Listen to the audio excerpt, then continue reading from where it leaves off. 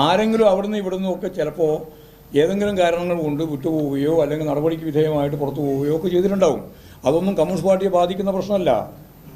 ഞങ്ങളാണെങ്കിൽ പല കാരണങ്ങൾ കൊണ്ട് വിട്ടുനിൽക്കുന്നവരെ മുഴുവൻ പാർട്ടിയുമായിട്ട് സഹകരിച്ച് കൊണ്ട് മുന്നോട്ടേക്ക് പോകാനാണ് ഉദ്ദേശിക്കുന്നത്.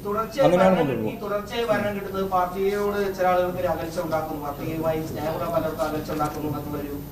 തീരെ തെറ്റായ പ്രവണതയാണ്, തെറ്റായ രീതിയാണ്. അതൊന്നും ശരിയല്ല. ഭരണം തുടർച്ചയായി വരണമെന്നാണ് ജനങ്ങൾ ആഗ്രഹിക്കുന്നത്.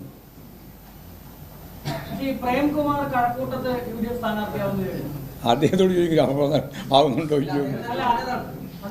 അദ്ദേഹം ഞങ്ങൾ പാർട്ടി നിങ്ങൾ മനസ്സിലാക്കേണ്ടത് ഇവരൊന്നും പാർട്ടി മെമ്പർമാരോ പാർട്ടിയുടെ പ്രധാനപ്പെട്ട പ്രവർത്തകരൊന്നും അല്ലല്ലോ. ഞങ്ങൾ പല ആളുകളെയും പൊതുവായ വേദിയിൽ സഹകരിപ്പിക്കാറുണ്ട്. പാർട്ടി മെമ്പർഷിപ്പ് നോക്കിയിട്ടൊന്നുമല്ല. പാർട്ടി മെമ്പർഷിപ്പൊന്നും ഇല്ലാത്തവരെ തന്നെ ഞങ്ങൾ പല വേദിയിലും സഹകരിപ്പിക്കുകയും പ്രവർത്തിപ്പിക്കുകയും ഒക്കെ ചെയ്തിട്ടുണ്ട്. പല സ്ഥാനങ്ങളും കൊടുക്കുകയും ചെയ്തിട്ടുണ്ട്. അവരുടെ കാര്യങ്ങളൊക്കെ മനസ്സിലാക്കിയിട്ടാണ് ആ രീതിയിൽ നിലപാട് സ്വീകരിക്കുന്നത്. അങ്ങനെയുള്ള കാര്യങ്ങളിലൊക്കെ വരുന്ന എന്തെങ്കിലും പ്രശ്നം വെച്ച് ചിലർ ഞങ്ങളുമായിട്ട് പിണങ്ങുന്നുണ്ട്. പിണങ്ങുന്നവരെ പരമാവധി പണക്ക് ഒഴിവാക്കാൻ വേണ്ടിയുള്ള നിലപാട് ഞങ്ങൾ സ്വീകരിക്കും. പിണങ്ങിയേ പോകുന്നുള്ളൂ പറഞ്ഞാൽ അവരങ്ങ് പോകും. അതിൽ വേറെ നോക്കിയിട്ടൊന്നും വലിയ കാര്യമില്ല. അത്ര കണ്ടാൽ മതി. നിങ്ങൾക്കല്ലേ ഏത് പത്രം നിങ്ങൾ ചോദ്യം ചോദിക്കാൻ അറിയേയില്ല. ഏത് പത്രം ജനം? പിന്നെ ജനം ഇതിനപ്പുറം വരെ പറഞ്ഞിട്ട് കാര്യം അറിയില്ല. കടകംപള്ളി സൂര്യൻ ഞാൻ ഇവിടെ ഉണ്ടായിരുന്നു. കടകംപള്ളി സൂര്യൻ അവിടെ പോയിട്ടു എന്നോട് ചോദിച്ചിരുന്ന കാര്യം. നിങ്ങളാരും പോയിട്ടുണ്ടോ അതിനാടാ? അതാ കാര്യം. നിങ്ങൾ ആയിരുന്നു അല്ലേ? അറിയില്ല, അതിൻ്റെ അറിയില്ല. മണിശങ്കർ അയ്യർ രമേശ് ചെന്നിത്തല മാത്രമല്ല, ഇനി വി ഡി സതീശനും വേറെ കളവെന്ന് പറയും. ഇന്നത്തെ നാളെ പത്രസമ്മേളനം ഇല്ലാതുകൊണ്ട് എനിക്ക് പറയാൻ പറ്റില്ല എന്ന് മാത്രമേ ഉള്ളൂ. നിങ്ങൾക്ക് അത് മനസ്സിലാക്കാം. ഓരോ ദിവസവും ഓരോ കളവല്ലേ പറഞ്ഞുകൊണ്ടിരിക്കുന്നത്. ആ കളവ് നാളെ മണിശങ്കർ അയ്യരുമായി ബന്ധപ്പെട്ട് പറയും. മണിശങ്കർ അയ്യർ എന്താ പരിഹസിച്ചത്? കോൺഗ്രസ് അല്ല പറഞ്ഞോ? അതെ, അദ്ദേഹം പറഞ്ഞേ അത് ഗാന്ധി കണ്ട സ്വപ്നം നടപ്പിലാക്കുന്നതിന് നേതൃത്വം കൊടുത്തത് കേരളത്തിലെ ഇടതുപക്ഷ ജനാധിപത്യ മുന്നണി ഗവൺമെൻറ്റാണ്, പിണറായി വിജയനാണ്. അതുകൊണ്ട് പിണറായി വിജയൻ്റെ ഗവൺമെൻറ് തുടരും എന്നാണ് അദ്ദേഹം പറഞ്ഞത്. അത് പറഞ്ഞത് ഇവിടെ പറഞ്ഞു നടക്കുന്ന ഈ രമേശ് ചെന്നിത്തലയും വി ഡി സതീശനും പറഞ്ഞു നടക്കുന്നതിന് കളവ് വിരുദ്ധമായിട്ടാണ്. ഇവിടെ ഒരു പ്രതിപക്ഷത്തിൻ്റെ ധർമ്മം പോലും അവർക്ക് കൈകാര്യം ചെയ്യാൻ സാധിക്കുന്നില്ല. എല്ലാ വികസനത്തിനും എതിരാണ്. അത് പറഞ്ഞുകൊണ്ട് തന്നെയാണ് ഒരു വികസന പ്രവർത്തനവും ഞങ്ങൾ അനുവദിക്കില്ല എന്ന് പറഞ്ഞ ലോകത്തിലെ ഒരേ ഒരു പ്രതിപക്ഷം കേരളത്തിലേ ഉള്ളൂ. എന്നിട്ട് എല്ലാ വികസന പ്രവർത്തനവും കേരളത്തിൽ അതിശക്തിയായിട്ട് മുന്നോട്ട് പോവുകയും ചെയ്തു.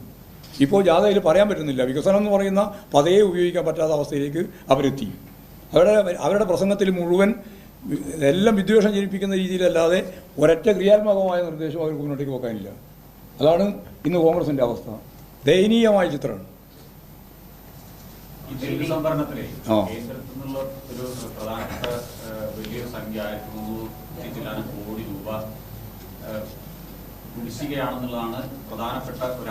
ഇതിന്റെ 1344 കോടി 1344 കോടി.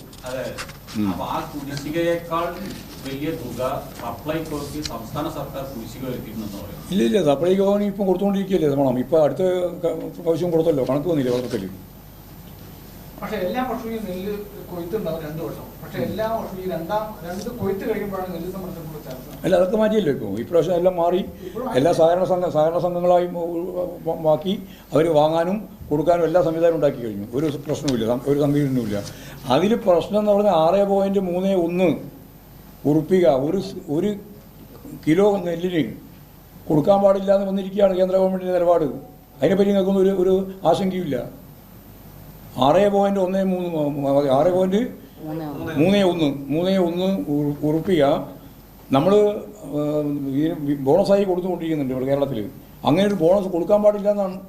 എന്നിട്ട് അവർ പറഞ്ഞുകൊണ്ടിരിക്കുന്നത് എന്താ പറഞ്ഞാൽ, നിങ്ങൾ നെല്ല് ഉൽപ്പാദനത്തിൻ്റെ ഭാഗമായിട്ടും അതുപോലെ തന്നെ ധാന്യ ഉൽപ്പാദനത്തിൻ്റെ ഭാഗമായിട്ടും ഒന്നും ചിലവാക്കാൻ പാടില്ല. കാരണം നമുക്ക് ആവശ്യമില്ല, നമുക്ക് ഇഷ്ടം പോലെ ഉൽപ്പാദിപ്പിച്ചിട്ടുണ്ട്. മാത്രമല്ല, ഇത് ഉൽപ്പാദിപ്പിച്ചുകൊണ്ട് മാത്രമല്ല, അമേരിക്കയിൽ നിന്ന് കയറ്റുമതിയും ഇറക്കുമതിയും സംബന്ധിച്ചുള്ള കാര്യത്തിൽ ഇവിടെ 0% തീരുവയാണ് ഏത് ഇറക്കുമതി ചെയ്യാൻ.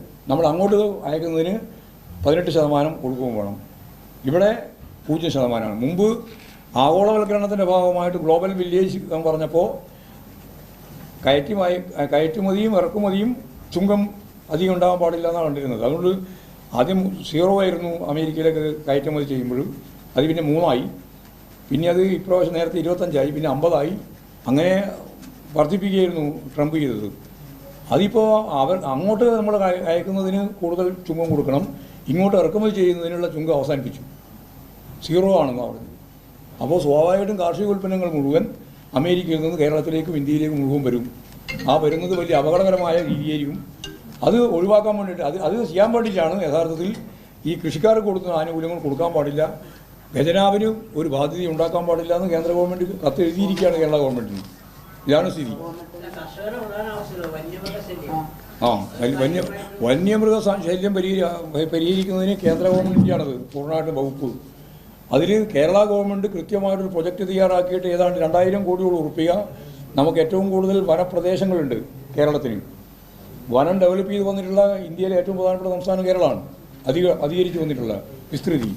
അപ്പോൾ സ്വാഭാവികമായിട്ടും ആ അതിർത്തി മുഴുവൻ ഈ വന്യമൃഗങ്ങളെ ഫലപ്രദമായിട്ട് പ്രതിരോധിക്കുന്നതിന് വേണ്ടി സംസ്ഥാനം മാത്രം വിചാരിച്ചാൽ സാധിക്കുന്നതല്ല. എന്ന് പറഞ്ഞാൽ കേരളത്തിൻ്റെ അങ്ങേയറ്റം മുതൽ കാസർഗോഡ് മുതൽ തിരുവനന്തപുരം വരെ നമുക്ക് വനാതിർത്തിയുണ്ട്. അത് ഒരു ജില്ല മാത്രമാണ് വനാതിർത്തി ഇല്ലാത്തത്. അത് നിങ്ങൾക്ക് എല്ലാവരും ഒരു ആലപ്പുഴയാണ്.